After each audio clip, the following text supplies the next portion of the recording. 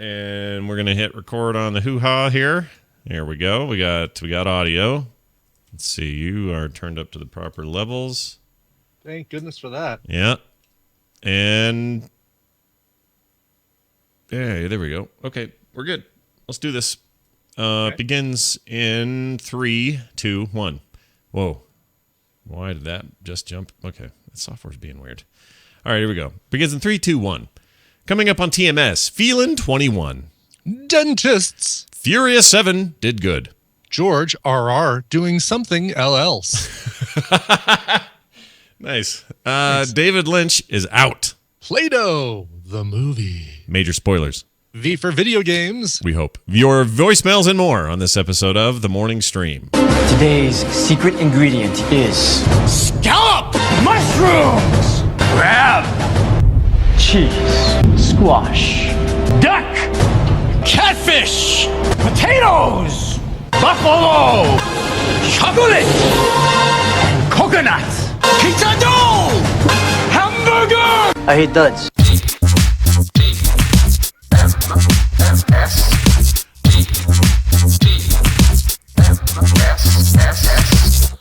I can't believe you made me say that. This is the Morning Stream.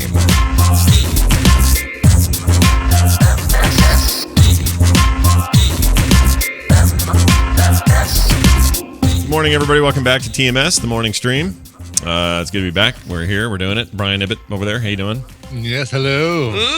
How was your weekend, man? It was really good. Really nice. Had some beautiful weather here. Spent some time with the family. Recorded a couple shows. Yeah, it sounds all right. Played a lot of Hearthstone. Yeah. Oh, look at you back all into Hearthstone now.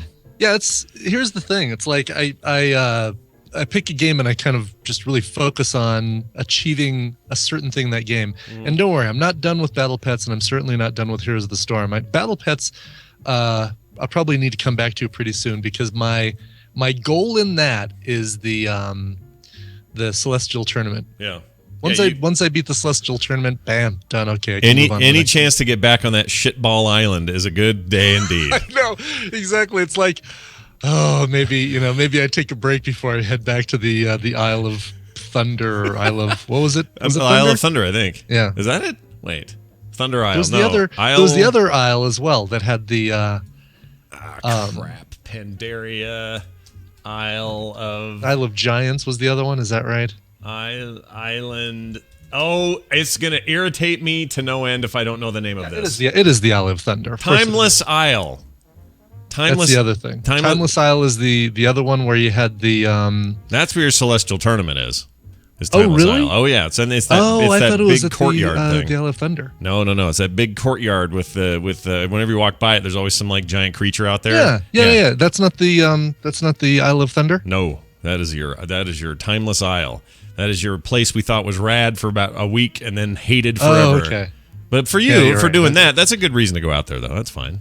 Isle of Thunder is the one. See, it's funny. I do have a map still on my bulletin board for some reason of the Isle of Thunder, where you had all of the. That's where you had the key chamber that you ran around in there and got as much stuff as possible, collect as many chests. The little chests in gold and all that. And then somebody put up what was that, the map tips mod that told you where everything was. Oh, yeah, right. Like handy notes would tell you. That's actually what I've got, is the handy notes with all of the spawns for all the different creatures that you needed to kill on there. Wei Shen's chamber pot. That was always a good one. His palace. So anyway, so got the Celestial Tournament. Now I'm on Hearthstone. I just want to complete at least normal mode, the Naxxramas expansion, or Naxxramas. Yeah. And then I'll jump into Heroes of the Storm. The cool thing about Heroes of the Storm and Hearthstone is that I can play it really easily when I'm traveling on the laptop. Yeah. Just jump in, jump out. Easily. Yeah, exactly. No problem. Well, in fact, yeah, I mean, it's one of the areas that they've maybe lacked in, where there isn't a, previous to this, Blizzard didn't really have a game where you had something you could just do quickly. Now they've got multiple games where you can do stuff fast. Exactly. Get in, get out, Yeah. casual player, Yep. boom. That's great. That's awesome. I'm No kind time of for rekindled on the whole Hearthstone thing too, because on the NVIDIA stream over the weekend, Dills came in there. I know you heard some of that, and set me up a badass freaking hunter deck that I'm actually winning with. So Cool. Is it a menagerie deck? What's the hunter? What's the cool hunter trend right now? he's calling this one an aggro deck. Essentially, it's just go, go, go, shoot, shoot, shoot, kill Hit that to the freaking face, hit yeah. to the face, hit to the as face. often as you can. Yeah, like Yeah. it's a viable deck. A lot of people don't like him because they think they're cheap, but whatever. It's if it's my way in, then it's my way in. I say. Sure. But there's lots of them, man. There's so many decks. They all have a billion names. That's why that whole thing is so perplexing to me. It's just like, oh my gosh, where do you even begin? Well, he came in and gave me a place to begin. Nice. And it felt really good. And I began, multiple times. This isn't my first time to the rodeo. I just give up. I just suck.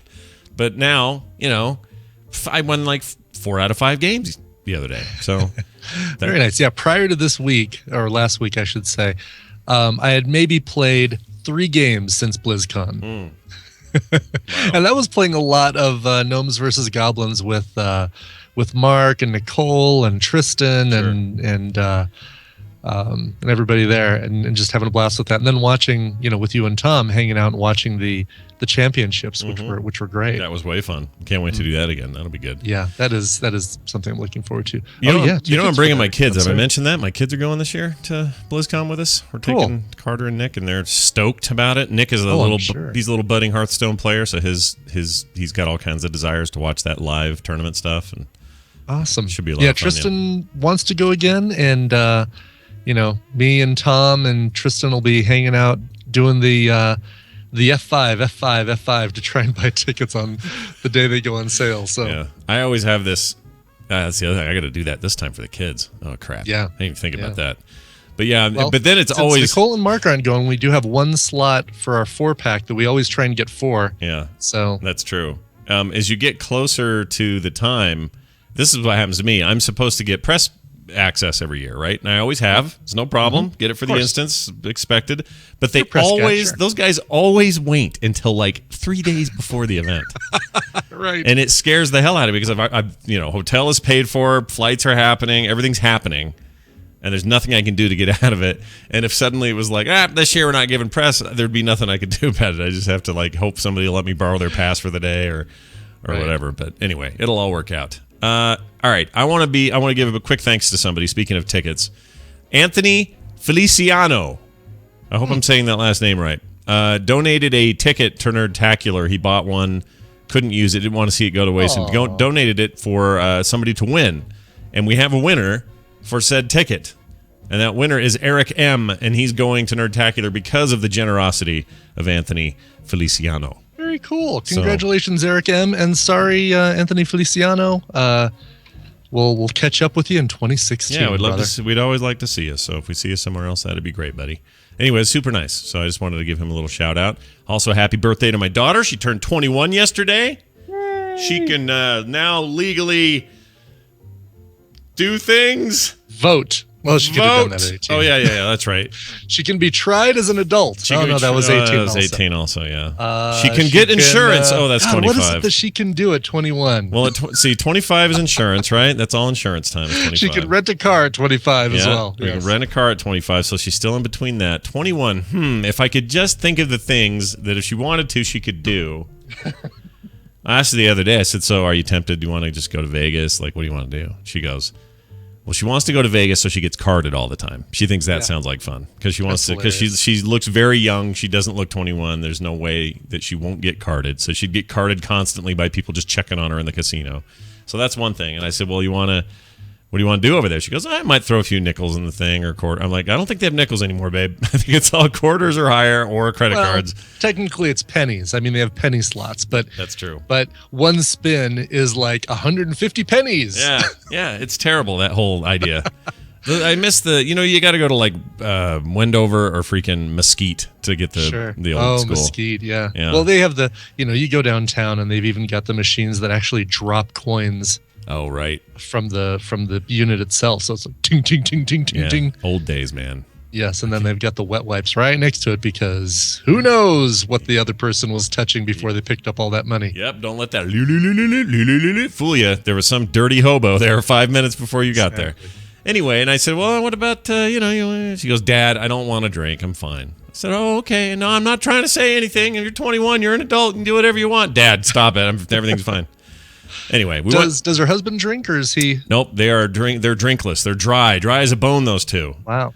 And so, she's not all that interested in any of that. But she is happy to be 21. For some reason, 20 was a huge deal for her. She felt like that was a giant life moment. And I said, well, how do you feel about 21? Because in the eyes of the law, it's a bigger life moment. And she said, nah. Right. She goes, it doesn't feel, it's kind of dumb. Yeah, it's, you know what? When you're a non-drinker, non-gambler, 20, because you're moving into a new number, like a new starting digit. Mm-hmm. Yeah. It is a bigger thing than 21 would be for somebody who doesn't do those things. It's really weird. But anyway, she's happy and doing great, and everything's great. She had a great birthday yesterday. We had a fun time. Hope everyone had a nice Easter.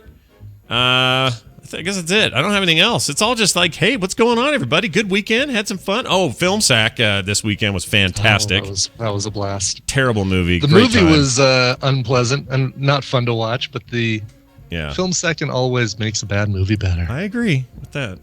Those are it's a fair point to make. Let's get Daryl in here. Scorcher was the movie, people.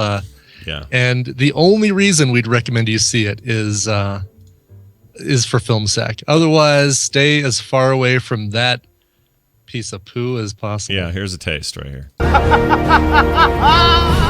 Okay, there's one. How about this? By someone who gives a shit. Yeah. Oh. Ding ding. Round one to Volcano Girl. Oh my gosh. Volcano Girl. That's great. All right, what are we doing here? Oh yeah, I've got this. She's got red hair. Red hair.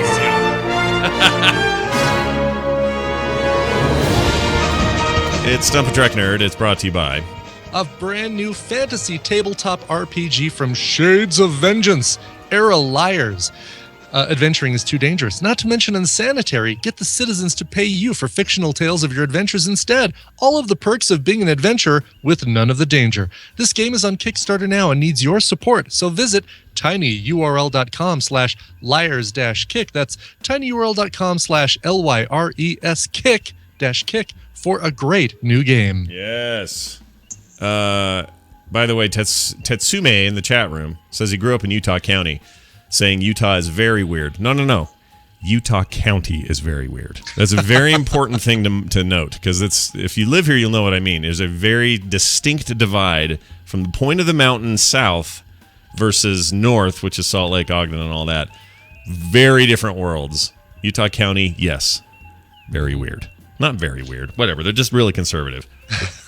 Go north, you get into some sweet. You get into liberal country. All right, Daryl, are you there? I am. Hey, man, how are you?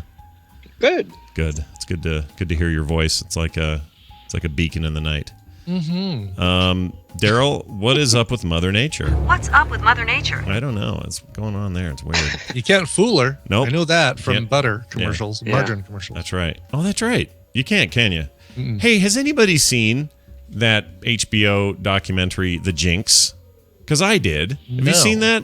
All right, I want to spoil it. I did watch the Atari one this last weekend. Oh, I want to see that. I heard that's great. It's awesome. The Jinx is it made a huge splash. It's like it's kind of in the same zone as like what that the Serial podcast is doing. And it's really shocking at the end and all this. And I don't want to give away what happened there, but it was all the talk for a while. Actually, I'm surprised you hadn't heard of it. Well, anyway, here's the deal. Oh, this is the Robert Durst one, right? That's the one. Yeah. Yes. Okay. Now, here's what I could not. Killed them all. Yeah, you see, you know what's up. Yeah, I know what's. So I. Chanel. This is the problem I had. You're almost doing it again. He sounds like the Smuckers guy. You know what I'm talking about? No. With a name like Smuckers, it has to be good. That guy? You're not talking about the Pepperidge Farm guy. No. Here, I'll give you a commercial example. All right, give me a commercial with the Smuckers guy, because here we go. All I can think of is with a name like Smuckers, it has to be good. Here you go. Whoops, 80s. Okay, we need to do the 80s one. Original Smuckers commercial. Here it is. I don't know if... Maybe. Oh, it's a feel-good hit here. Hold on. Of course. Probably at the very end is when they say it. Yeah, this is lame. You want to pick it or not? Pick fruit at the peak of perfection if you want jam to taste extra delicious. I don't think that's him. Close. I don't think that's him. Hold on. Okay. Different guy. How about this guy? After 87 years of turning the best This is him. Now listen very closely. I know this guy. Okay, I know this into voice. the best possible taste, Smuckers makes a splash. introducing Smuckers 100% fruit juices. Try cranberry, All strawberry. right, if you've seen the Jinx, that sounds like Robert Durst. It is freakish. With a name like Smuckers, I think that's killed them all. Mason Adams. Yes, and he's in a movie we saw recently where he gets all upset. Right. He's played a bunch of stuff that we've seen, haven't we? Yeah, I feel like let's it. see here. I can't. The Omen. Something specifically where he gets really mad, and I don't remember what it is. But I'm Right. telling you, that Smuckers guy, I got to capture that one later. He sounds like Robert Durst. Oh, he passed away in 2005. Oh, Mason Adams. He was killed by Robert Durst in 2000. Oh yeah, Lou Grant. He was on the show. Lou Grant. He was like his like one of his guys, managing editor Charlie Hume. Oh, was he? Yes. Okay.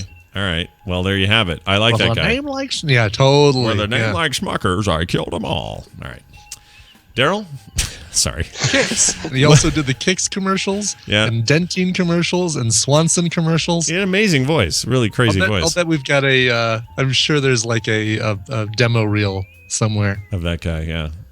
Anyway, I'm glad to get that out of my system. It's been bugging the crap out of me. Daryl, let's get to your question here. Daryl's the Trek nerd, comes on the show, does Star Trek trivia questions. We ask them, he answers them. Today we start with a mashup. I'm guessing today will be a lot less penisy. So let's give it a shot. Oh, good. Yeah. It is irreumatic. What would I say? Irreumatic syndrome. You need italics B to take care of that rash. Smoke weed every day. Oh, Tom, I will cut you. I'll tell you who's not a good babysitter, a 9-year-old. What is all this brown dust that's coming out of this? Makamatutu, baka baka. I don't like Creed because they're Creed. They just kind of suck. And since when did Wesley ever go to the gym? Got $50. Pew pew boom.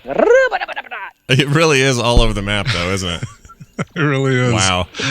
I mean, digging up the old Nicole. Yeah, that's digging up a famous one. Hey, by the way, Brian, I captured you saying something weird last Thursday. You want to hear it? Yeah, let's hear it. Listen to this. Isn't that weird?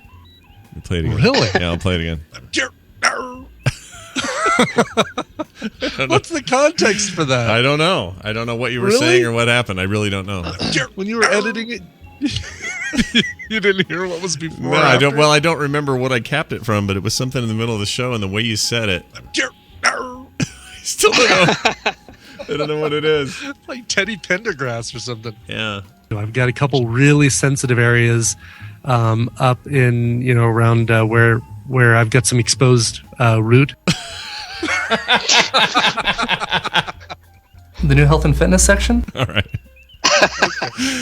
All right. That's Good the times. Brian page, huh? That's the Brian page. I have so many of you. Well, I mean, we've done the show for a long time. What do you expect? Daryl, all right. What the hell, man? Here's your real thing, okay? This is a question. It's Next Generation. The Outcast, the episode The Outcast is what it's called. The Enterprise is helping an androgynous race called the Janae. I think it's Janae. Janai, I think is right. Janai, okay. They are helping them locate a missing shuttle. One of them, named Soren, takes a liking to Commander Riker. I remember this one. This is the one where she wants to make out with him and asks all these hard gender questions. Anyway, in 10 Forward, Riker offers Soren some soup. What kind of soup does he share with Soren? The most important part of the entire episode. Right. Focus on the soup. All right, your options are split pea soup, A, B, tomato soup, C, chicken soup, or D, vegetable soup.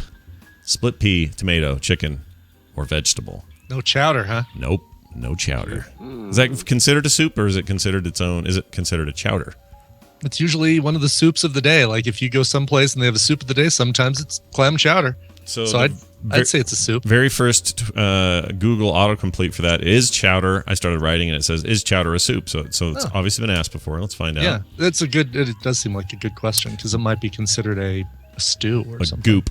Brian is correct. Chowder is a thick, rich, chunky soup. So it is considered a soup. Chili is not a soup. Well, chili is not a soup. Let's find out. Yes. Is chili a soup? The first one, healthy, then a soup, or gluten-free, or bad for you. Let's do a soup. Is chili a soup, a stew, or its own category? Inquiring minds want to know. Wikipedia says it's a stew and a jungle. Oh, I'm sorry. I'm sorry. And a caveman. I'm sorry. And Judge, I said jungle. I meant Judge John Hodgman also ruled in favor of stew. But that isn't, whatever. No, what is I think is it just that it's thicker, like, the meat to, or the solids to liquid ratio is what defines soup versus stew? Yeah. I think that's, I think how thick how it is. long it takes to prepare. Because stew, yeah. If you throw something together in 10 minutes, that's a soup. If it takes all day to simmer, that's a stew. Does it eat like a meal, right, Daryl? Would you say that? Right. There you go. Yeah, that's it. Would you consider having it before the rest of your meal? Right. Then it's soup. Otherwise, it's stew. Right. Yes, you're a pig if you eat chili before your meal. If you eat soup, then you're normal. That's how I look at it. TVZ God says, stew is a thickened liquid. Yeah, it is. But it's the kind you can get your head around. You're fine with that. Right? I'm all right with that. You'll eat that kind of thickened liquid I'm just fine with. Well, we'll continue on here. Daryl, there is no food today, but there is a Today in Trek History brought to you by this guy. Hey. What's going on in Trek history? A couple things. Back in 1994, the official wrap party happened for the prediction of Star Trek The Next Generation. It was done. The prediction? What? The production. Oh, production. Oh, okay. You said prediction. Production. We predict it will begin. All right. Well, then, so that's good. What else? You said is a double-edged sword, though. What was the other edge part of the sword? And at the same time, on the same day, the 7th day of filming was underway on the Generations movie. Oh, wow. Okay. And the Enterprise B scenes were filmed that day. Was that when the B scene? That's the ship that blew up. What happened there? I forget what happened in there. Didn't the ship blow up in Generations? The thing something like that. Crash landed or some BS? Or am I thinking of? I think you're thinking of something else. Was it one? The TNG Enterprise crash landed on a planet in one of the TNG movies. I'm just trying to figure out which one. Yeah. Was it that one? I think it was that one. It right? Could have been. Yeah. Riker flew it.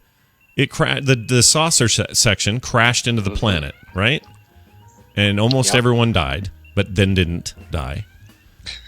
and the whole time Picard was up having fake Christmas in the sky. Remember? Oh, yeah, okay. Yeah. Yes, with Shatner, yes. Yeah.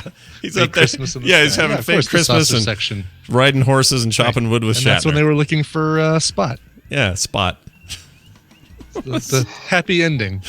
Stupid effing thing. All right. Daryl, good job on that. Thank you for bringing it to us. Without that, I don't know what we'd do. What are we doing now? Let's talk about your question, I guess. Let's go back to that. We don't have any food yet, and I know that we've got some people who sent some both requests and their stuff on the way, but we got nothing to test from your strange areas of the world. This is maybe our longest lull between deliveries. I don't know why. Maybe we saturated the market. Maybe nobody's got food wasting away. Although we do have something. Oh, never mind. I was going to say we do have something on the way, but that's not food. Oh, what is it? It's something related to a Kickstarter, so something to be excited about. Ooh. Yeah. Okay. I'm excited now. Hey, when'd your printer get back, by the way? Little update. Tomorrow. Ooh, 3D printer update. Beep, beep, beep, beep, beep. Back to the light cycle. Actually, there's a couple things. I want to do a Coverville logo for my bag for New Media Expo. Just kind of walk around with that on my bag. Are you... Okay, let me ask you a question. Because the logo feels like it might be more important than a light cycle. Yes. Just generally to get that done. Is part of that motivation because you don't know how long that motor's going to last and you want to just get the thing... making the thing you need first? It's more that I want to make sure I've got enough time to design it, print it, and if something goes wrong with my designing it, then I want to have time to redo it. I see. That makes perfect sense to me. I'm not worried about the motor because now they've gotten in there, they've replaced the motor, they've put a brand new motor in, and presumably everything should be fine. Well, let's all presume along with Brian as Daryl takes the baton and answers this question. Daryl, what do you say? Split pea, tomato, chicken, vegetable. For some reason, split pea just screams, "I'm the answer."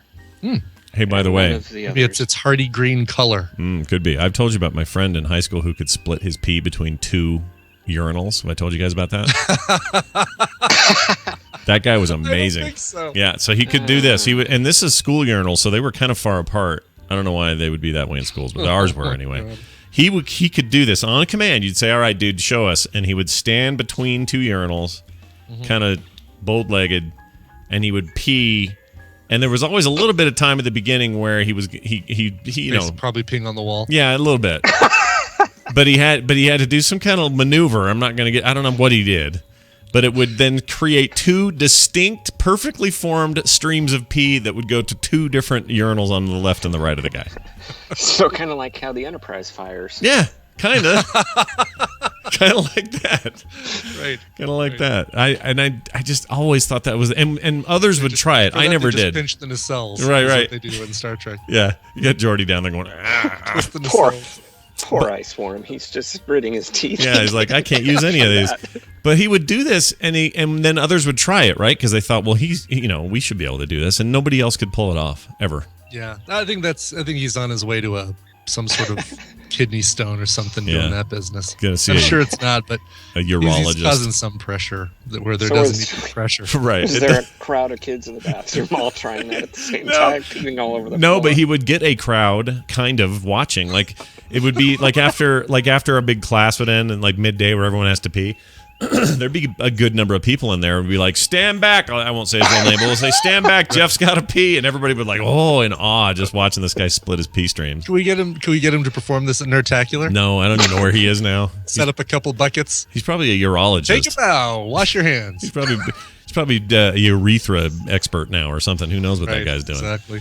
All right, Daryl, sorry. Back to your hoo-ha. You say split pee screams correct. Why is that, do you suppose? Well, I've always had this thing about old ladies and how they smell. I think they smell like split pea soup. Ew. What? Really? Yeah. Yeah. Wow, that's terrible. Every old lady? Yeah. The stinky ones.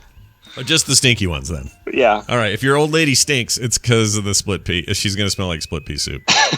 Oh, that's foul. That's a really gross visual. I'm trying to think, actually. The last time we went and did a little Christmas Carol kind of charity thing at a retirement home thing. Yeah. Now that you mention it, it's kind of split pea smell. Now that you mention it, yeah. I haven't had split pea in ages. You guys, when's the last time you had split pea soup? Split pea every day.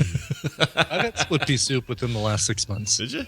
Mm-hmm. I like split pea soup with a little ham, chunks of ham in there. Oh yeah. Dude. Oh yes. The only way to do it. Sounds all right, actually. Mm-hmm. All right. Well, you say split pea. Sorry, tomato, chicken, and vegetable. Let's see if Daryl's right. Sorry. Let's see if you got it right. Here's your thingy.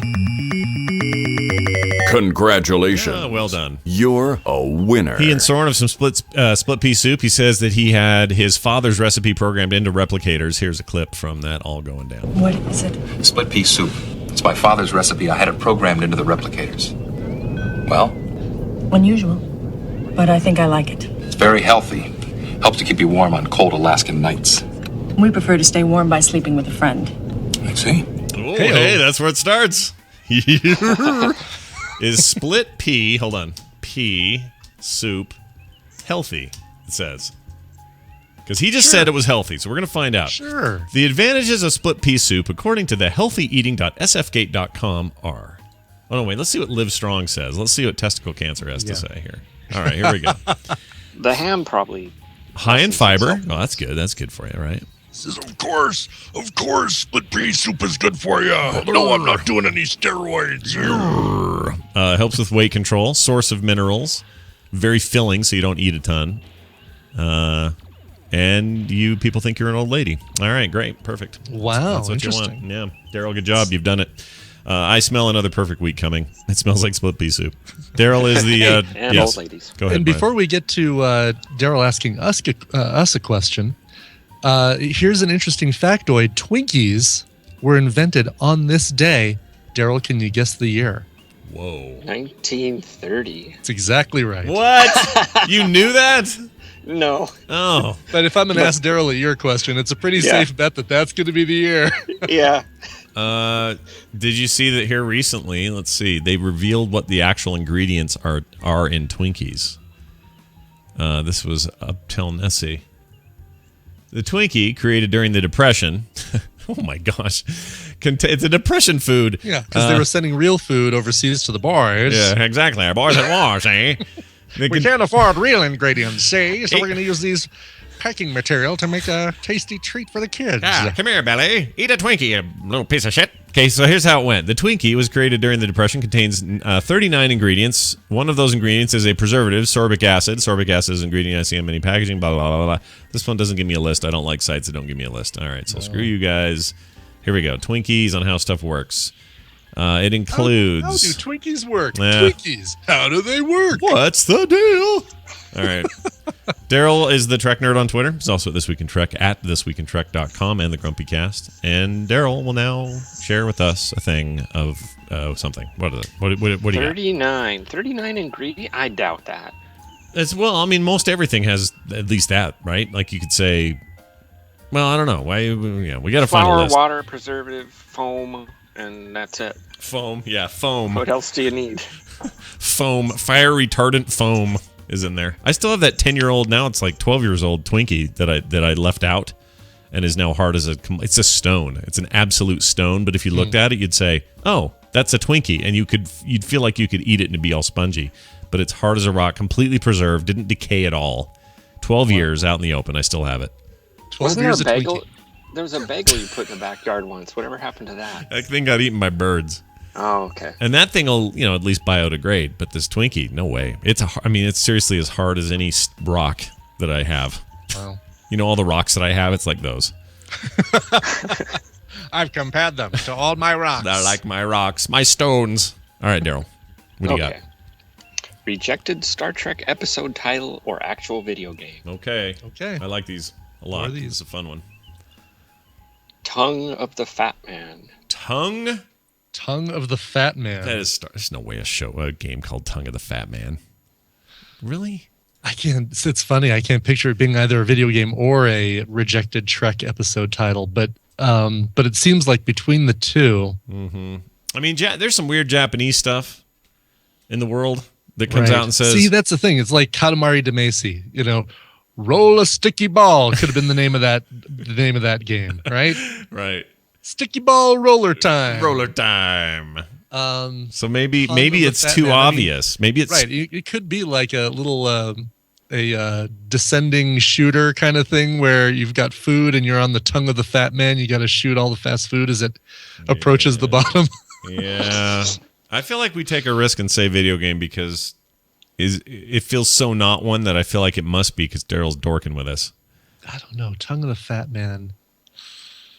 Yeah, let's do video game. All I right. think it's going against everything I believe. Yeah, but this could be a Star Trek. Me title. too. This is where we really are taking a risk. We are Indiana Jones stepping out into that chasm, not knowing that there's a floor there. That's right. And then we'll be smart enough to throw rocks on it before we leave. All right, Brian, go. Or Daryl, I mean. Okay, back in 1989 when TNG was being made. It's a video game. PC Activision. Nice. Yeah. Continue.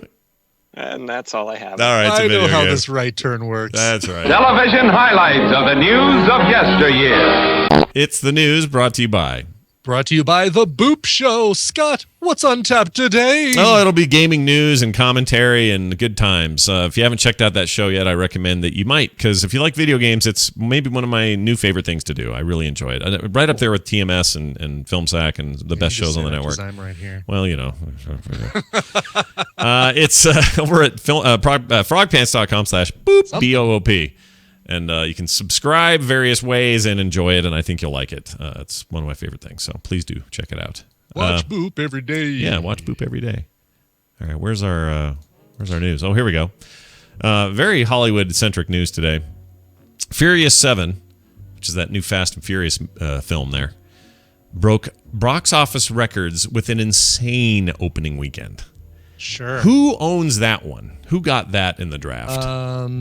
Was that part of the draft? It was. Oh, it was. Yeah, it was like one. The first thing you could get, right? Yeah. I'll tell you, it was. I just know it wasn't us. It definitely was not us. That's owned by GFQ, boy. GFQ folks. Oh, boy. Because this thing made They own that, Paul Blart Mall Cop 2, Entourage Max, Magic Mike XXL, and Paper Towns. So So this is their tent pole. This is their tent pole. It may have been a good tent pole to pick because it's insane. It's ran over the old record and backed over it and ran over it again. The latest in the Fast and Furious franchise earned $143.6 million domestically alone in its opening weekend. That is unheard of in April. Absolutely mind-bogglingly shocking. Crazy. Yeah, for an April release. Jeez. That cracked into the 10 best openings of all time, any time of the year. Destroyed the previous April record set by Captain America the Winter Soldier at $95 million, set in 2014 last year. So that beat the Captain America numbers by a whopping amount of money. Worldwide has already surpassed $300 million, estimated to earn a $190 million budget. So they made their money. Gee, let me rub my chin.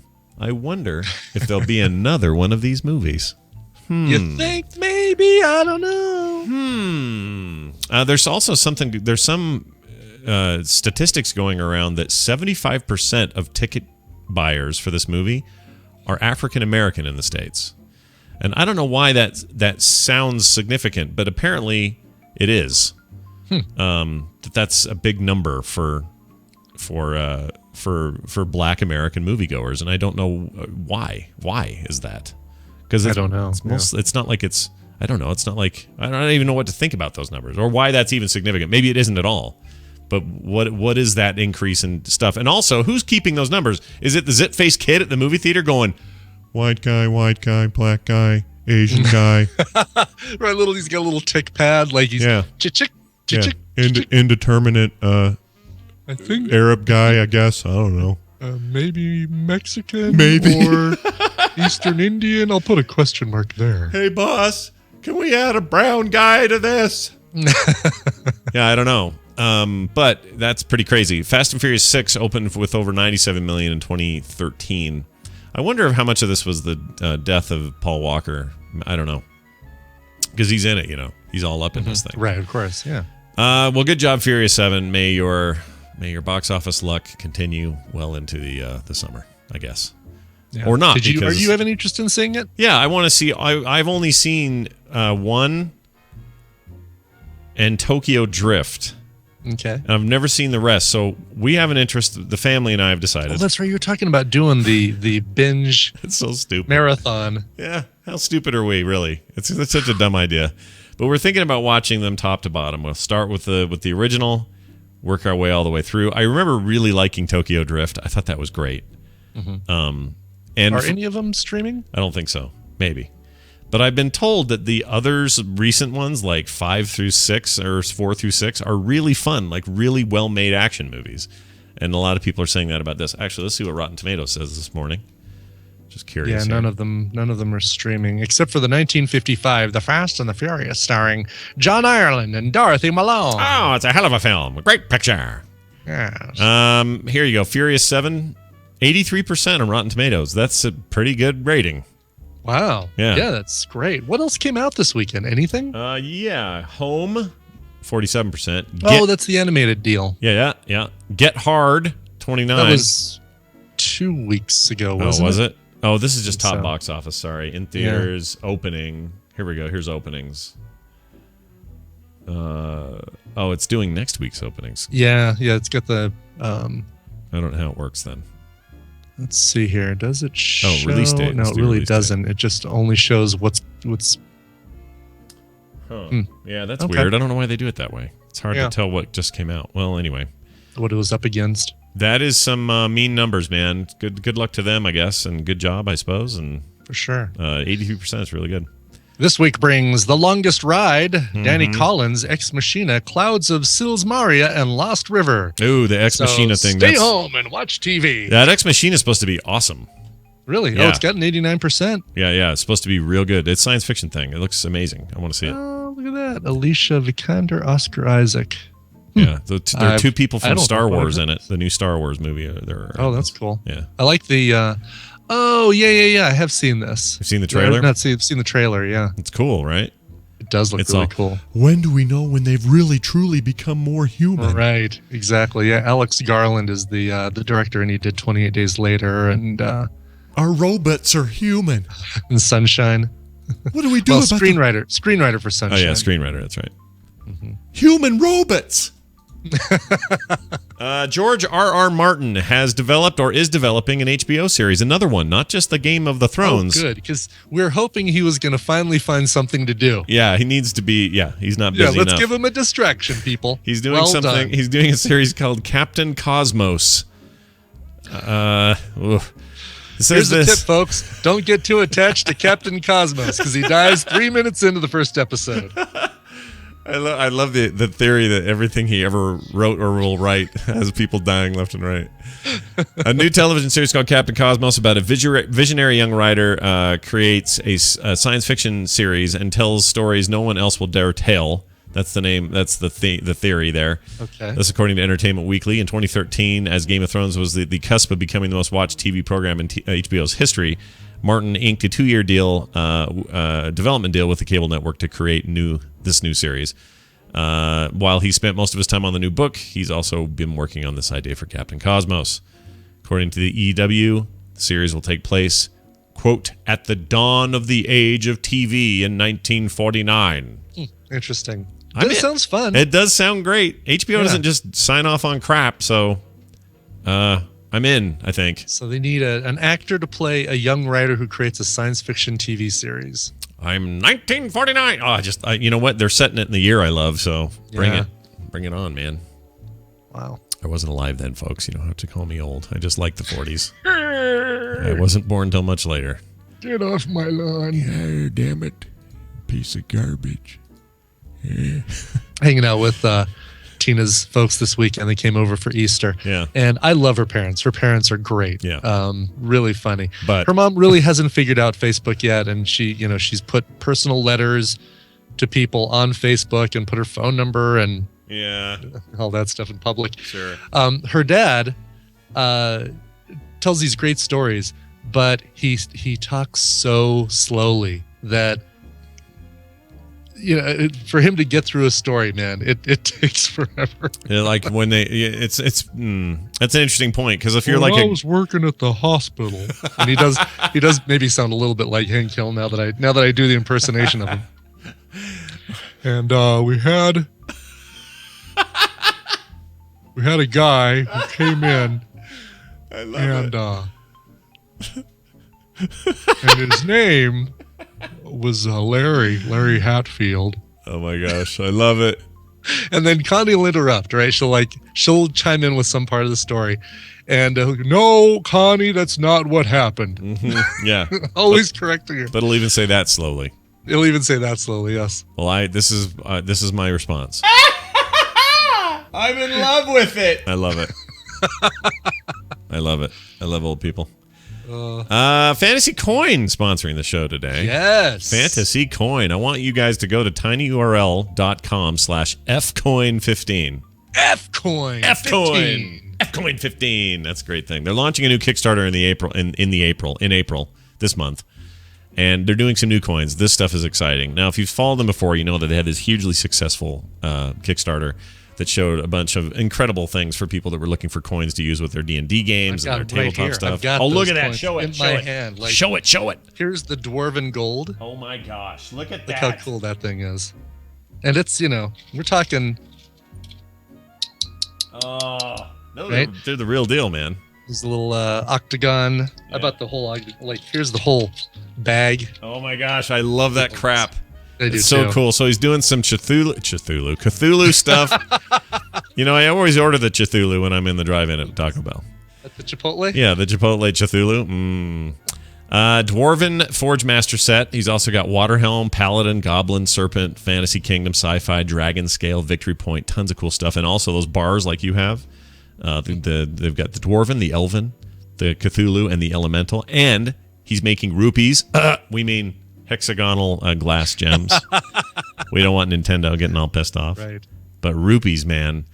Better boxes, better pledge management, better fulfillment. They're doing everything this time, just knocking it out of the park. So you guys want to check it out. tinyurl.com/fcoin15. Check them out today. Oh, these are gorgeous. I'm looking at the page right now, and he's showing all of the triangular which set is that? Oh, they assemble into a 6-piece little hexagon. It's the Voltron of coins. It really is. That's what's happening there. Gorgeous. Go look at it, everyone, please. David Lynch says he's leaving Twin Peaks revival. Oh. Showtime responds. So here's the deal. Well, he's a little temperamental. You got to watch it with him. He is. Yeah, exactly. You don't rub David Lynch the wrong way because he walks out. You can't watch a movie on your effing phone. Yeah. Have you guys heard that video? It's great. You should go look it up if you haven't heard it. It's very funny. It's him talking about the idea. Oh, no, I know that one. Yeah. I wish there was a bleep version. I'd play it, but I don't want to offend the kids. Anyway, he's out. He doesn't want to do it. There's been lots of lots of disappointment on Twitter. People are real upset about him leaving the project. And he announced his own departure on Twitter. He says, "Dear Twitter friends, Showtime did not pull the plug on Twin Peaks. After 1 year and 4 months of negotiations, I left because not enough money was being offered to do the script the way I felt it needed to be done." He wants to have cave trolls and stuff. I don't know. This weekend, I started to call actors to let them know I would not be directing. Twin Peaks may still be very, very much alive at Showtime. I love the world of Twin Peaks and wish things could have worked out differently. And the internet went, everyone crapped their pants. Right. In a statement, Showtime hoped this still wasn't the end of Lynch's involvement. He says, "We were saddened to read David Lynch's statement today. We believe we are working towards solutions that David and his reps on the few remaining deal points. Showtime also loves the world of Twin Peaks. We continue to hope." Basically, they're saying, "Oh, we're trying to get him back." Yeah, exactly. Don't give up. Don't give up. Yeah. What does this mean though? Not enough money was offered to do the script the way I felt it needed to be done. Yeah, that's a weird statement a little bit. It's not like he said they didn't want to put the money into how exactly. The budget would have to be. It was more like they didn't want to pay me enough. Right. It kind of is, right? I mean... Yeah, I wonder what you get. I wonder what David Lynch gets for such a thing and what they weren't willing to give. I don't know. Plus, he's just that kind of guy to go, "Fine, I'll go make Eraserhead again and F you." And he'll just say, he doesn't care. I hope he's back on the project. That would be good. I don't know that you'd even want to do the damn thing without him. Would you? Would you even want to go forward? I don't know if you would.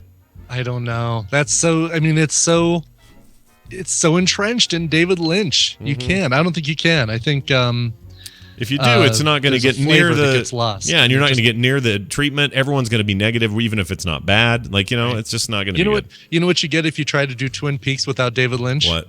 You get The Killing. Yeah. Because that took place in a very Twin Peaks world without any quirk or weirdness. Yeah, I agree. It's a good show. It is a good show. But it's, Twin Peaks is a very distinct thing.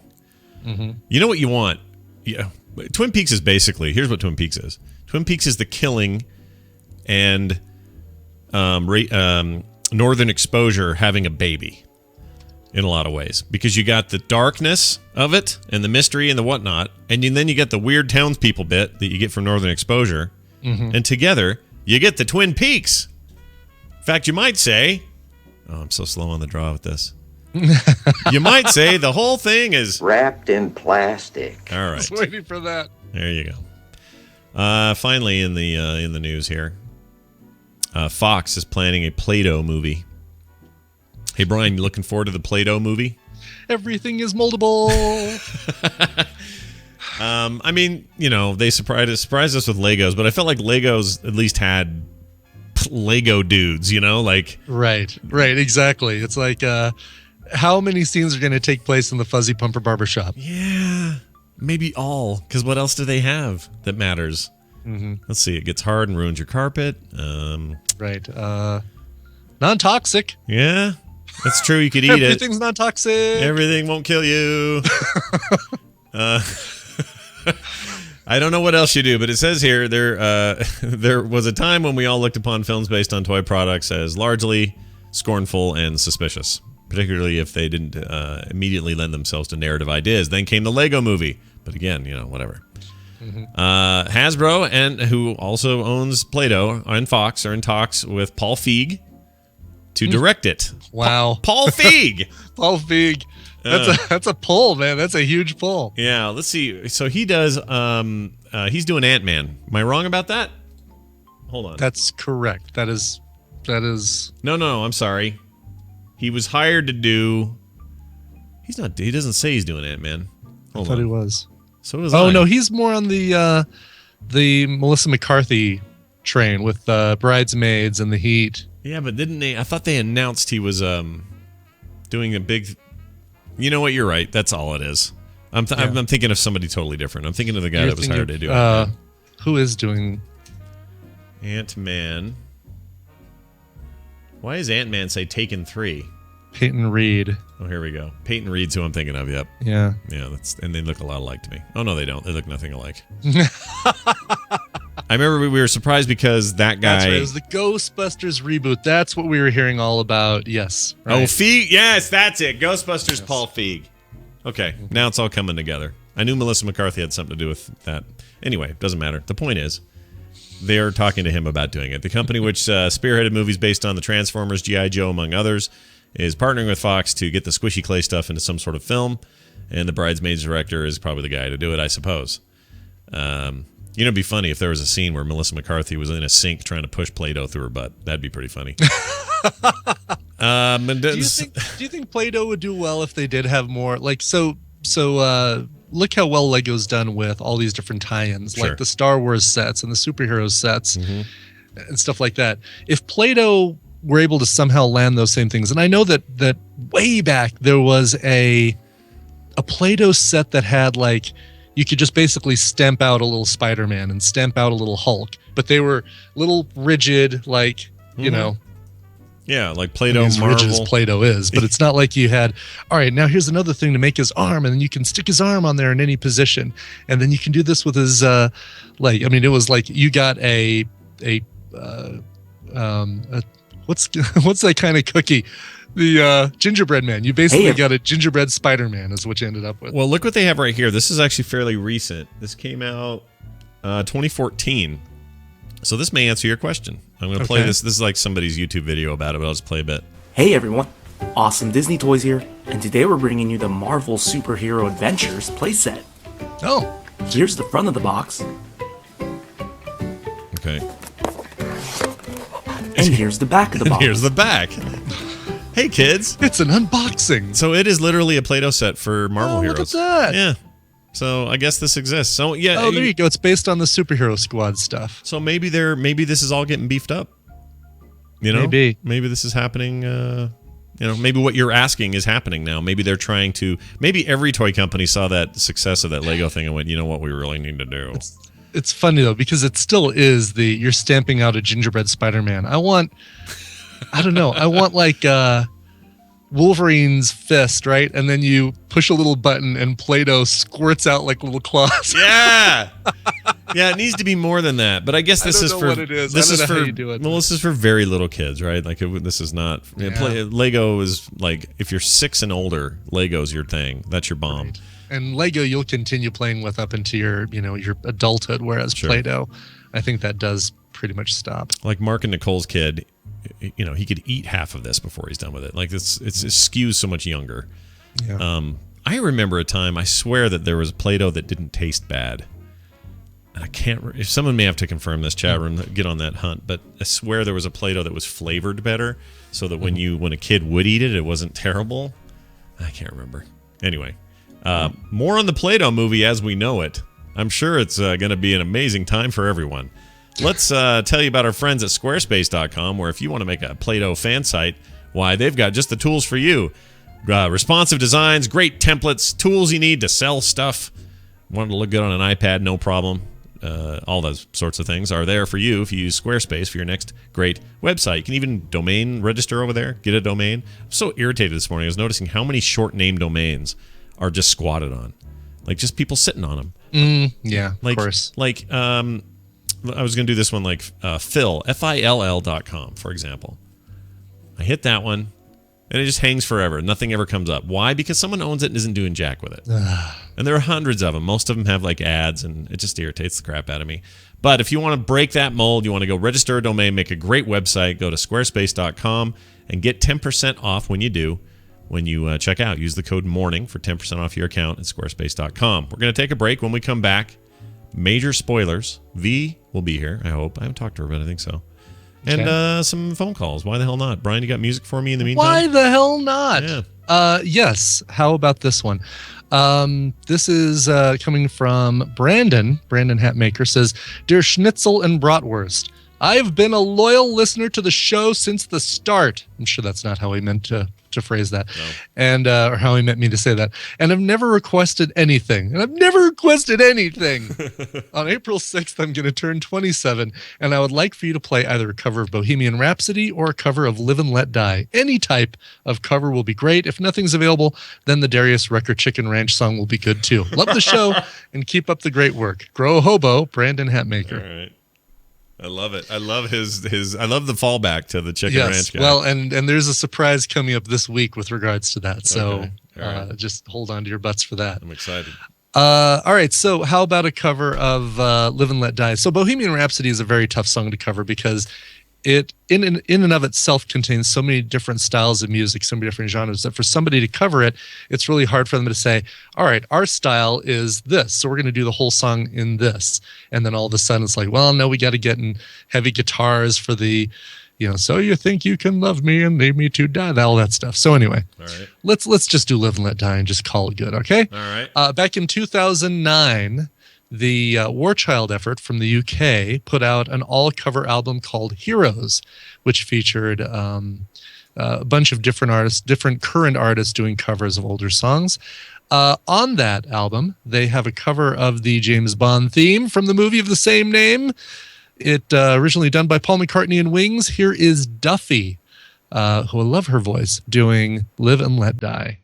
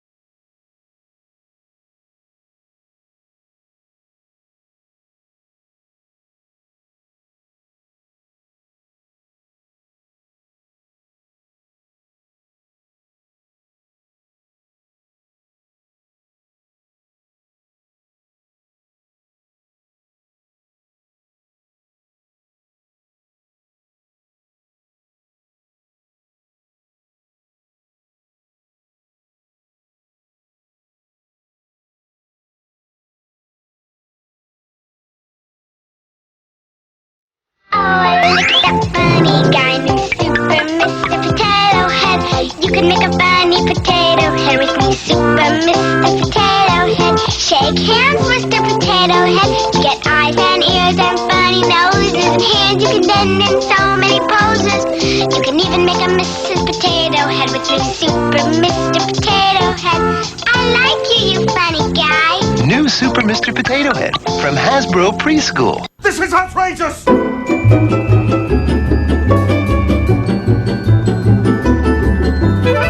The morning stream. No, you better don't. Sassy, that's Scott Fletcher. He's sassy. Mm-hmm. He is. Sassy. What is that sassy thing from? Do you know? This is a Saturday Night Live thing. That's right. SNL. It was Phil Hartman. Sassy. Sassy. That's right. I just stepped in a big pile of sassy. We stayed in a hotel. It's a long story. We got a free hotel night over the weekend, so we did one night in a hotel on Friday. Yeah, after Current Geek, Kim and I went out of town uptown, for a night, and stayed in this really nice old hotel. It's been there since the 1800s. Really cool. And they had this TV show that was all this great recap of SNL stuff, and I was just enthralled by it. It was really, really great. And I don't even remember what channel it was on or what the hell the whole point was, but it was just like this great look at mostly the 90s and early aughts and how things changed over and when Norm got fired and why he got fired, and it was fantastic. Really enjoyed it, speaking of SNL. Cool. Also, quick PSA, if the guy who gave me that really rad hoodie that you custom made and brought to Nerdtacular last year, oh yeah, if you're listening to the show, could you track me down or let me know who you are?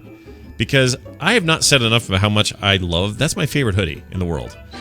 I got one too. Yeah, the same guy. The black then. one with the gold customization, right? Yeah, it makes you look all gangster when you wear it. Yes, totally does. Yes. Can you? So, who do you not remember the name? I don't remember the name. Remember the name either. Okay.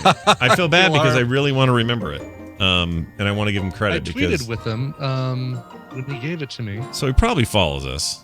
Yeah, is my guess. But I'm If I could go back and look through my tweets for that weekend, I should be able to find it. We'll see if we can track him down. I just want to give him props because that thing is odd. Awesome, not odd. The word odd came out. I meant awesome. Maybe I was thinking of Steven. Steven's a little odd. Steven Schleicher, everybody. Hey, Steven. Womp womp. There you go. How's it going, brother? Hey, it's going good. Oh, it is Monday, right? It is Monday. Sorry, got to turn off this thing. Yeah, let's push that button. There we go. It's like living it Turn over your again. radio down. down. So it's good to have Steven here as always. Comes on the show, talks about pop culture, comics, movies, and more. It's one of my favorite segments of the week, and a few things going on this week. I got to ask you real quick, though, without any spoilers and without anybody knowing, and I still have not seen the show, so I got to catch up.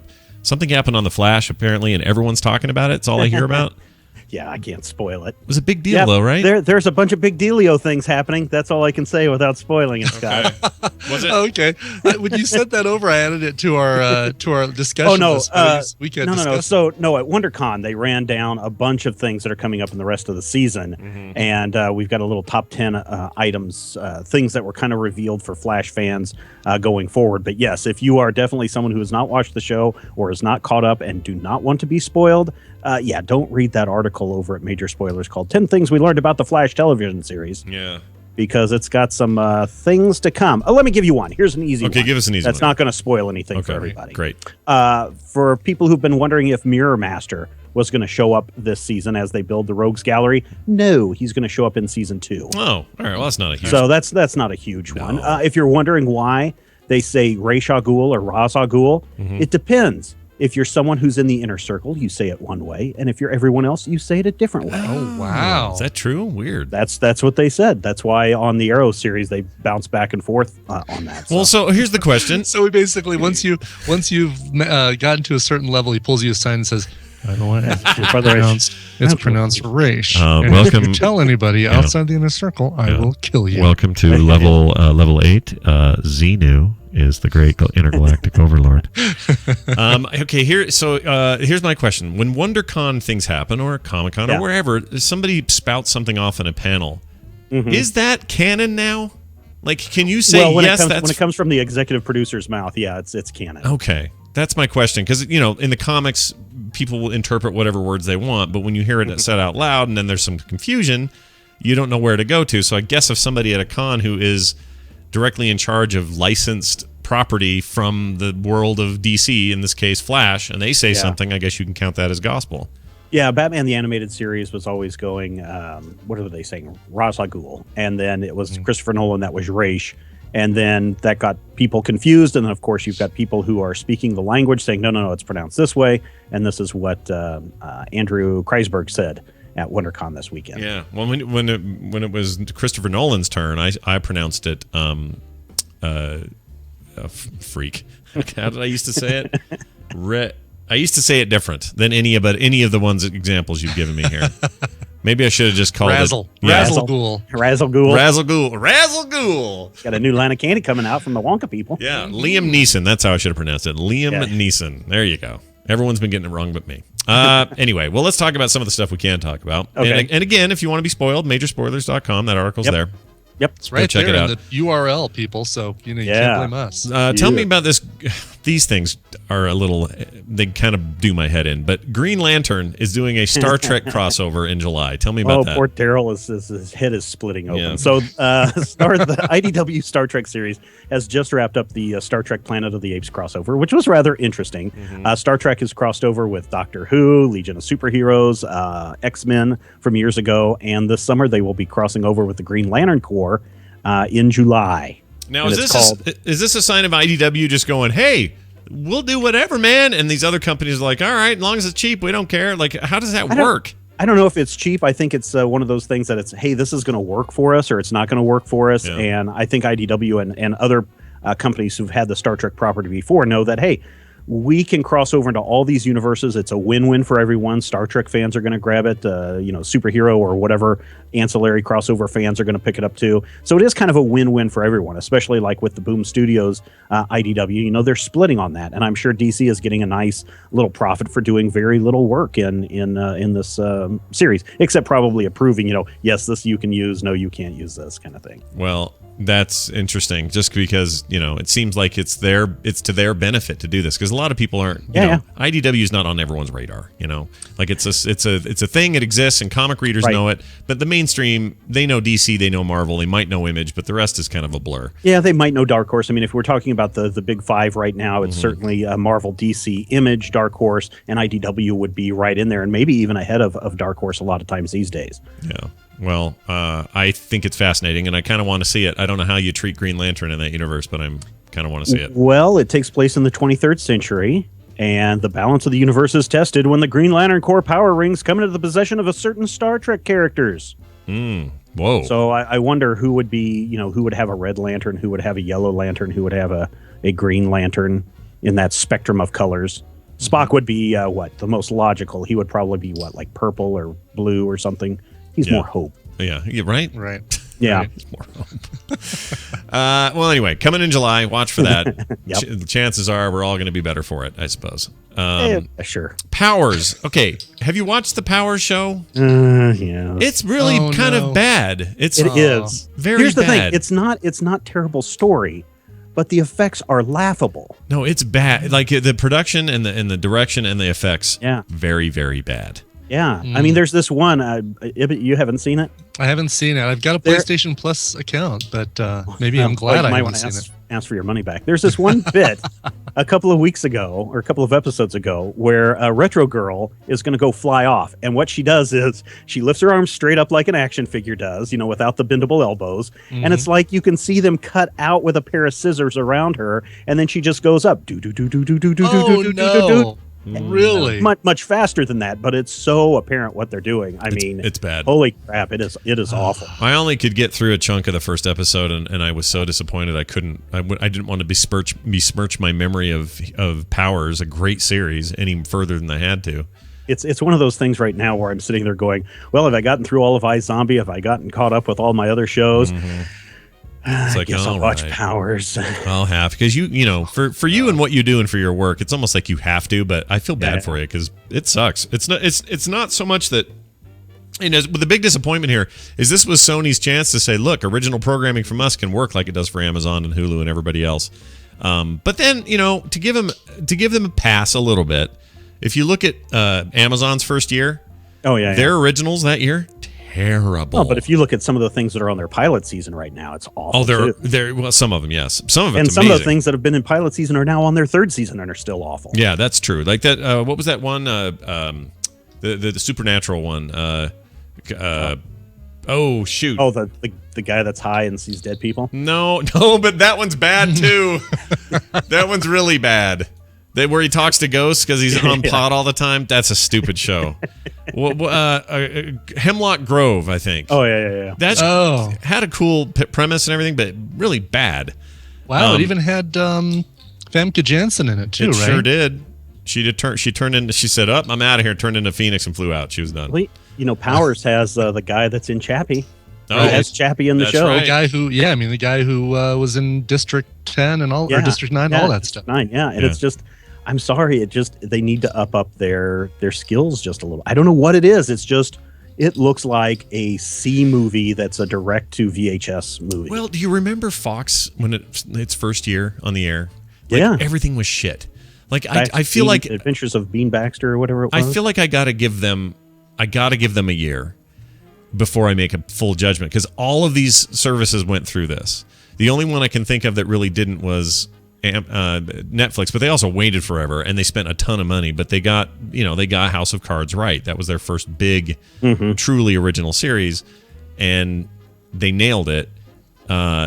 But I think that's a rare case. I think most of the time, if you're a new network, even on regular TV, even cable networks, their first years, oh my gosh, they're bad. Well, but here's the thing. So Powers has Brian Michael Bendis behind this, helping along with the production of it. Yeah. It's frickin' Sony, for gosh sakes. Yeah, they got a whole pictures division. Dump a little money. Yeah.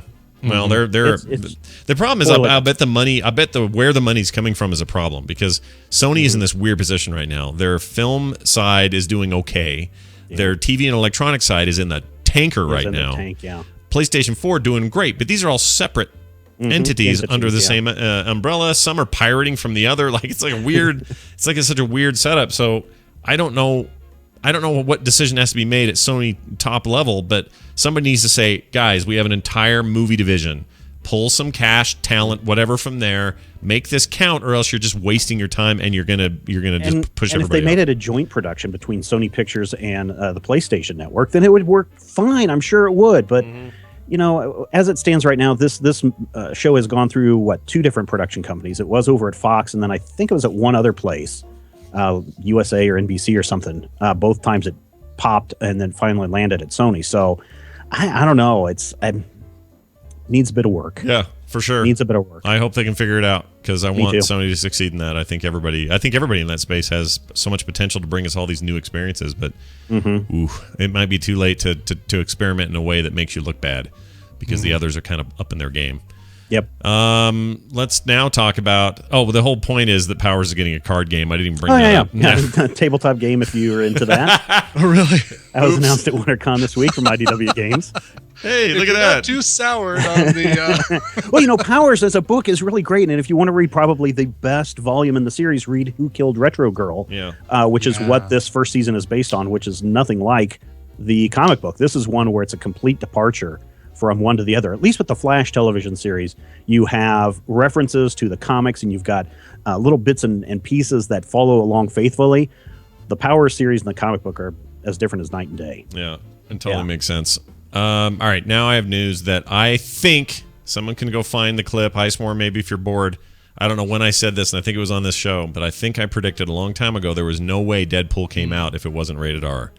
Because it's just a waste of time and no one would care. And now we have confirmation, according to Ryan Reynolds, it is rated R. Yeah, it's still one of those are they, aren't they kind of things. Ryan Reynolds has said, a PG-13 Deadpool would be lame. Of course, it's going to be R-rated. And then you have other people saying, no, we have to keep PG-13 to make everyone happy. But, it's still kind of no one has come out with an official ratings. And, of course, until the movie board takes a look at it, we can't know what the rating would be. Maybe you get a couple of nice people in there who know what they're doing and understand that it's okay to say a swear word every once in a while or whatnot. But get a little violent, whatever. Yeah. Movie rating board though is they're wacky. It's fickle. It's weird, right? Yeah. Have you guys seen that documentary? This movie not yet rated. Yes. Yeah. Fascinating. It's a great movie. Yeah. Fascinating. The Trey Parker, Matt Stone stuff was the best. The best. Although I kind of can't get out of my mind the horrible things I saw puppets do in that. But amazing their thinking, you know, like let's do the worst things so that when they cut that out, we still get the stuff we wanted that they would have cut out. Like it's such a manipulative little weird freaking stupid thing that whole rating system is so jacked. It is available on Netflix and other places, but this film not yet rated. An excellent look at the movie rating industry. Yeah, not for kids though, just for you. No. Yeah, definitely. Here's the thing though. What was I going to say about this? I feel like probably at some meeting somewhere, somebody said, well, what about Kick-Ass? And somebody said, oh, yeah, that first one made a bunch of money. You know, clearly there's an audience for a hero movie that is a little bit edgy and blah, blah, blah. And I'll bet you that played into it. In other words, I don't think in a world without Kick-Ass being successful that this may have gone through. Well, I don't think you're going to see, graphic nudity or sex. I think it's all because of the violence and the language. Yeah. And, this week, Daredevil drops and it gets a little violent. And if people eat that up, then I can see how that might help the Daredevil or the Deadpool decision. There's that thing in the trailer where Matt Murdock is like lifting himself out of the water and he's got like a ton of blood coming out of his mouth and that's that's hardcore, man. That's next week. This week? Next week? No, the 10th. The Friday. 10th. Yeah, Friday. Dude, I'm so just erase your weekend. Yeah. Yeah, exactly. While you're sitting there waiting to pre-order your Apple Watch, watch Daredevil. Yeah, I'm not getting the Apple Watch. Me neither. Brian's in a Brian I think is in a new form of not minority, but I think there are less people jumping on this thing than they would a normal Apple product because I think it's not because it's Apple. It's because it's just people aren't sure about watches it's yet. Very specific. Yeah. So I am stoked. It needs to be a third iteration for me. I'll even say second, but what I really am looking forward to is Brian having one, and talking about it on here. And really giving us the what for. I forget, one of you guys were going off, was it the Mini? Which one of you had the Mini first? The iPad Mini? Me. And because you were talking about it so much, I was like, God dang it, I guess I got to go get one. I think it was me, and then Brian, I'm not sure about that, but Brian ended up losing his, so we talked a bunch about that. Yeah, I think no. I know what it was. What? iPhone 6S. Oh, Yeah. I was going to wait. Yeah, 6 Plus. Yeah. I was going to wait a whole extra year, and then you guys started talking. Then it was probably me talking about just how, oh my God, the screen real estate. Who needs an iPad Mini when you've got the 6 Plus? Yeah. Yes, exactly. I went back to a full size iPad when I get the 6 Plus. It almost makes sense to do that, right? We like to call it the Duke. Everybody, the 6 Plus. It's the Duke. It is the Duke. Yeah. Well, Steven, it's always fun talking about stuff.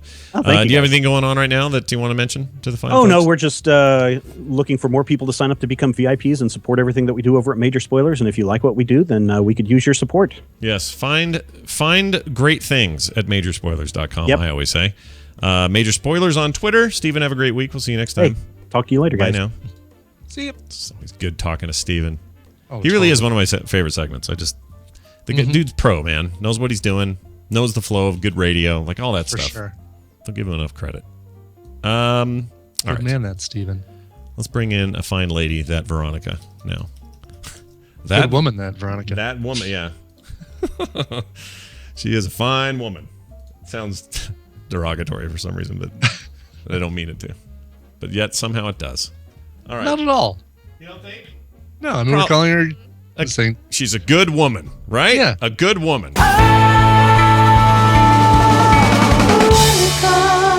It's just that I think of you, Veronica, as like a sister, and so it's weird calling you a woman. Where is this coming from? I don't listen to your show before you guys call. I know. So that's why you were so. We said good man, that Steven Schleicher, and then he says, and now we have Veronica. He said, good woman, that Veronica. And it just sounded weird good, coming out. Sturdy woman, that Belmont. Good, sturdy, good, solid woman. Solid woman. Solid. She'll make your meals and take care of your kids and all those stupid old ideas. But anyway, it's just because I don't know. I just don't think of you. You're just like one of us, so I don't think of you as as like a woman. I don't think of you as a woman. It's just a weird God, word. Scott, you were digging yourself in so deep right now.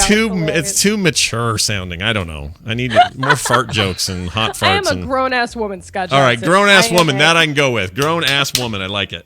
You were so shocked at me saying shit last week that I still think that's really funny. I know. Anyway. Veronica is here. Oh my gosh, Veronica Belmont, a frequenter of the show, comes on Mondays, talks about what's going on in the world of video games. We always look forward to games. it. Yeah, video games. What's going on this week? What's happening? People are mad because of Oh, this is actually the new Dragon Age. The new Dragon Age game. Yeah. No, the DLC delay for certain consoles and platforms is getting people getting their feathers ruffled. Have you talked about this at all? No, but so my understanding is, and correct me if I'm wrong, but the PS4 version, which outsold Xbox One's version by a good amount, is not getting it for a considerable amount of time, and I don't know that they've ever been clear as to why. Is there some deal that was made, or what's happening? Yeah, it was an exclusivity deal, and so it's coming out on May. Where is it coming out? Where I just lost it. Gosh, you guys, I've been so tired. It's all right. There's been so You've much got a stuff lot to do. going You're a on. grown-ass woman. It's hard I know, to I'm a do. grown-ass woman living a grown-ass woman life. But it's coming out in May. Yeah, it came out for the Xbox One and for PC already, so you can already get that if you're playing on those platforms, which I did. I played on PC. This is for the Jaws of Hakkon. I hope I'm saying that right. I haven't actually heard anyone say it yet. So. Sounds good to me. I'd never get it right. Have you tried it? Have you downloaded it and checked it out, or what? I haven't yet. I'm probably going to, though. I felt like there was I felt closure at the end of the game, and I played so much of that game that I've kind of moved on mentally, but because I kind of went back into WoW after that. So now going back to Dragon Age feels strange at this point. I wish DLCs came out faster. Like, I know that's kind of, against the whole point of a DLC. It's to kind of bring people back into a title after they've, tired of the main storylines and they've kind of done everything. Sure. Suck them back in. But I don't tend to go back to a lot of games via DLC. You guys play DLC for most of your games, right? Yeah, I mean, if I'm yeah. Like Brian, what name the last DLC package you bought? The Hearthstone Naxxramas is DLC. Yeah, you call that DLC, sure. I did buy the Destiny stuff, and I haven't played it, and that's just sitting there. So I mean, there's it fits for both sides of the coin for me on DLC. Yeah, I don't do it very often, honestly. I feel like this could be just generation I grew up in, or the kind of games I like to play, or whatever, what I'm used to, or maybe it's just a bad bias on my part. But I kind of avoid DLC when it's packaged as something like that Hearthstone stuff, like the new one, Black Rock Mountain. It's like, it's a new chunk of single player experience that sounds great into this already existing game that sort of just persists, which is already free to begin with. So to me, it's not quite the same. So I don't look at it the same. But when somebody comes out and says, all right, Battlefield Hardline is going to have all of this DLC, I just kind of go, yeah, I'll play your main game, but I'm not. If they come out with it right when they come out with the game and say, we're holding this back to kind of hold it hostage for you to spend a little extra money after you've bought the game. Yeah. I think that's one thing versus, no, we've been working on this for the last 6 months. We want to keep our game fresh. We want to keep introducing new content. Then I'm a big fan of DLC. Yeah. I tend to, if they are, when you initially buy a game and they're like, and if you buy this limited edition version, you get the DLC for free included, or you get all this special stuff. I'm way more likely to pay money up front at the point of purchase when I'm first buying a game than I am to go back and buy DLC later. Yeah. I don't know why. I think it's because I'm excited. I'm so excited about the game at that point, and I'm like, ooh, yeah, I really want that special mount, or I really want that extra suit of armor that comes with it, or this extra quest line that I'm able to do right off the bat. Like, I like stuff like that. I grew up with expansion packs, and I feel like that to me had a connotation of quality, almost as much stuff as the first game. You're going to pay a little bit more, but man, you're almost getting a sequel. Like if you bought StarCraft in 1998 and then you picked up Brood War later that year, you were getting a truly awesome, new experience. Whereas DLC these days, it's like, for $10 you get 3 maps and a thing, or whatever it may be. Those kinds of DLCs, they just turn me off because I feel like they're giving me B material. It doesn't feel like it's really part of the main thing. They also can't make it too much part of the main thing, because then players who don't want to spend the extra money are going to be mad. they're going to get mad. So they have to make all these concessions, and I feel like it just should be outright, brand new content. In the case of this, though, this particular game with Dragon Age, that's different though, because at least potentially, and I don't know enough about the expansion or read any reviews, but potentially what you're getting is a whole bunch more of what you already loved about the first game. That means more content, more story, more voice, more whatever. It seems like people don't love it though. That's I mean, it's $15, which I think is a pretty good price point for this kind of thing. Sure. But some of the reviews that I've seen are like I've been avoiding them because I want to stay away from spoilers in case I do actually go ahead and download it. Yeah. But they're not great, so I'm a little concerned that maybe they dropped the ball on this, which is too bad because the game was so highly reviewed and so beloved. I know I threw down like 150 hours in that game. Yeah.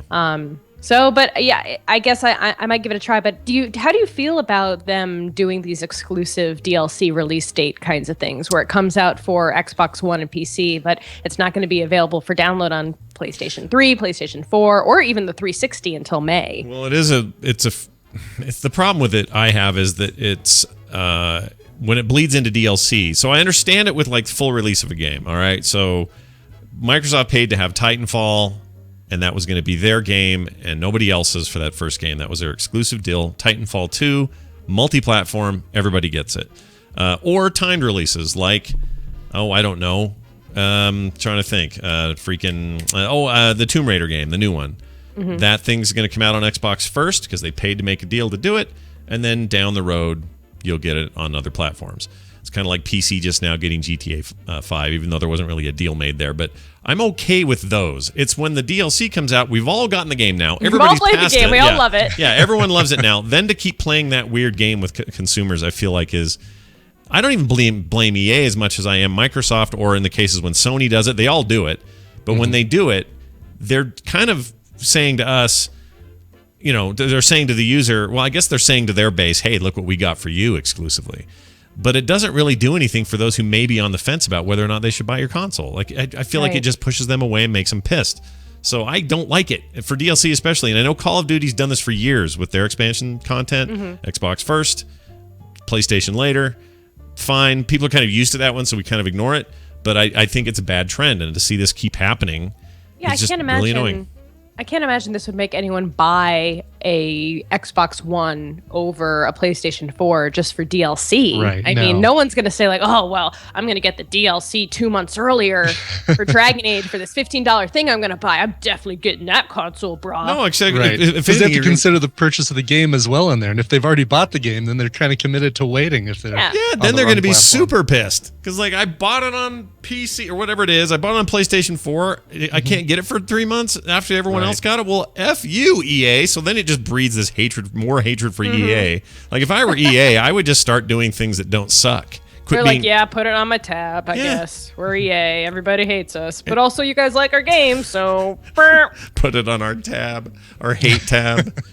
But they're just such dicks about it sometimes. I just want to say to those guys, look, you could just earn so much like groundswell, grassroots level love from gamers if you just stop doing this a little bit. And you see other companies go through this. Everyone hates Microsoft for a long time, and now they're doing things that make people go, oh, well, I kind of like what they're doing right now. These are nice pro-consumer things that they're trying to do with Windows 10 and giving it for free to everybody, and just kind of making these gestures that say, look, we realize we've been a little draconian in the past. We're going to change that. I swear EA doesn't even feel that ever. They never feel it.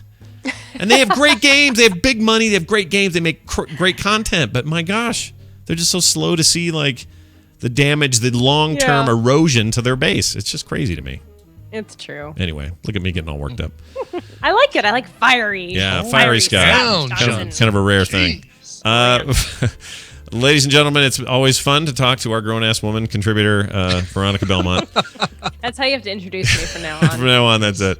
Do you have anything cool happening that you'd like to mention this week? Well, Tom's not here to yell it at me, but as always, swordandlaser.com, sci-fi fantasy show of I was going to say of indeterminate I was feeling it. Oh my gosh, I was feeling it. That was weird. Yeah, so every week we've got a book club episode. We're reading Weird Sisters by Terry Pratchett this month.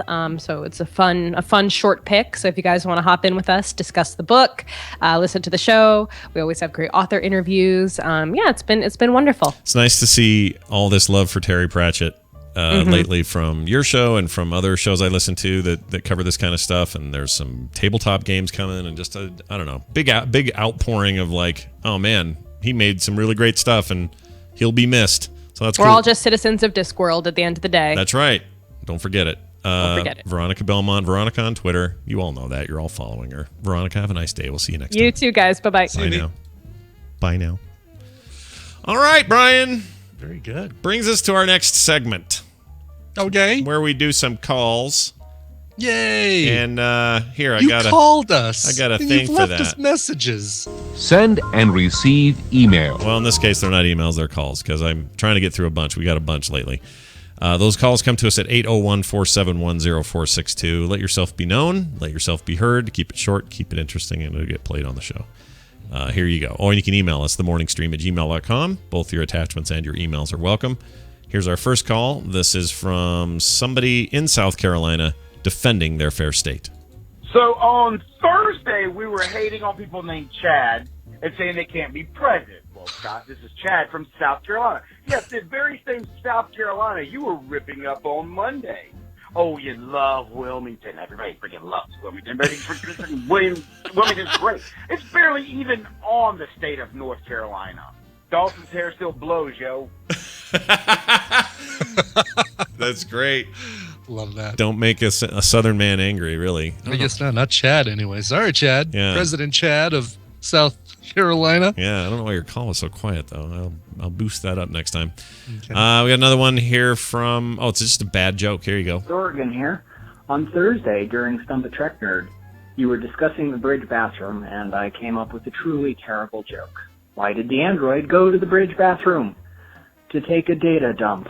I'm so sorry for that. You should be. Up the torpedo. This is terrible, dude. Get back. Hey, Thorgan, get back to making some awesome vodka fusions. Yeah, you slacker ass. Yeah. Here's Brian making a sound. All right, and then here's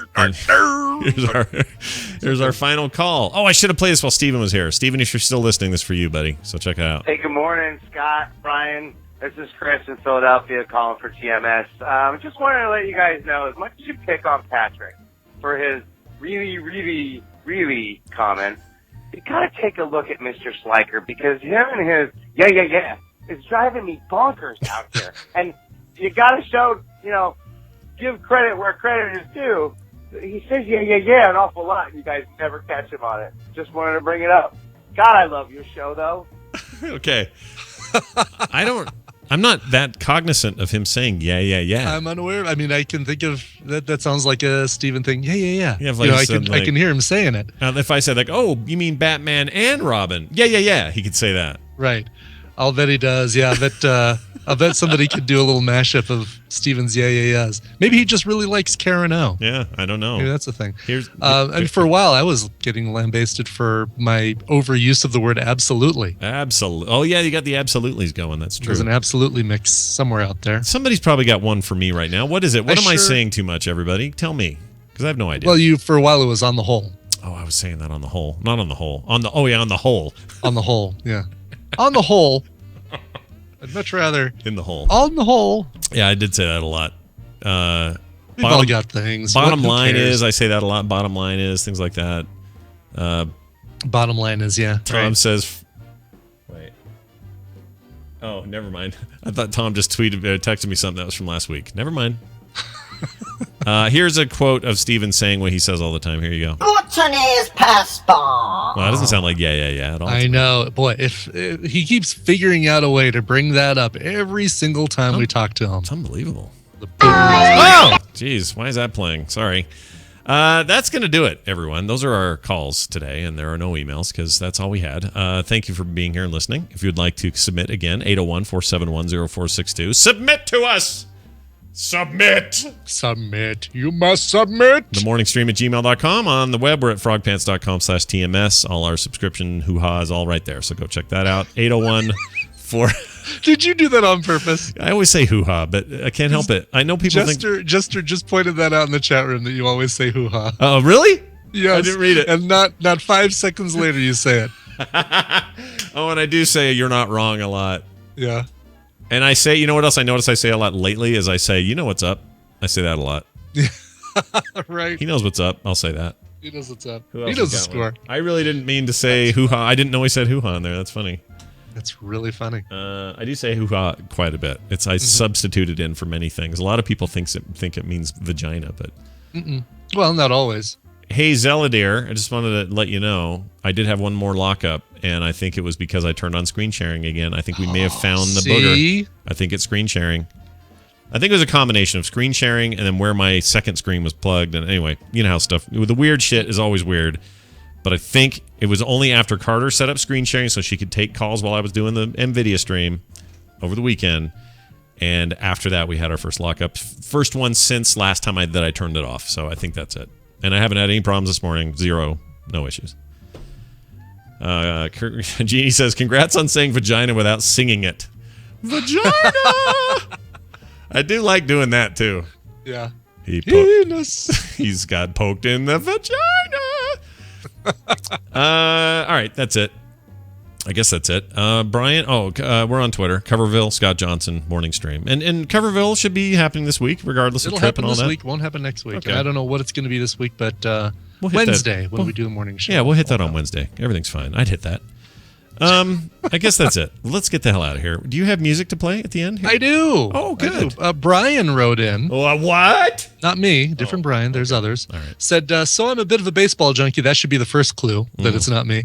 And though I have some fun writing about statistics and such in the winter, it will be great to start a new season, especially for us Royals fans.